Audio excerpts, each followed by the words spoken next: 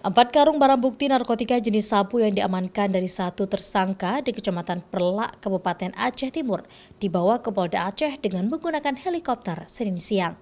179 kg narkotika jenis sabu yang terbungkus dalam kemasan teh bertuliskan Cina ini dibawa dengan menggunakan kapal nelayan dari perairan laut Malaysia ke Kabupaten Aceh Timur. Namun petugas gabungan belum berhasil menangkap kru dan kapal yang digunakan oleh tersangka.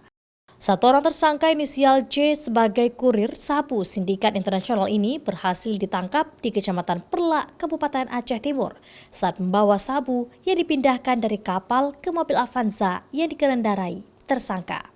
Tim gabungan saat ini tengah melakukan pengejaran terhadap 3 orang yang masuk dalam daftar pencarian orang atau DPO alias buron, yaitu inisial A selaku pengendali, Z dan K sebagai transporter laut.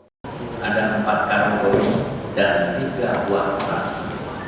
Ini ketika penangkapan kita mendapatkan dan 1 unit mobil Avanza dengan nomor PL 1429 DB. Dan ini menurut pengakuan ini disewa. Dan 1 unit handphone merek Samsung.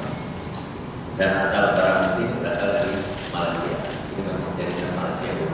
Akibat perbuatannya tersangka J dapat dijerat dengan pasal 114 ayat 2 Undang-Undang RI nomor 35 tahun 2009 tentang narkotika dengan ancaman hukuman pidana mati, pidana penjara seumur hidup atau penjara paling singkat 6 tahun dan paling lama 20 tahun penjara. Raja Umar, Kompas TV, Banda Aceh.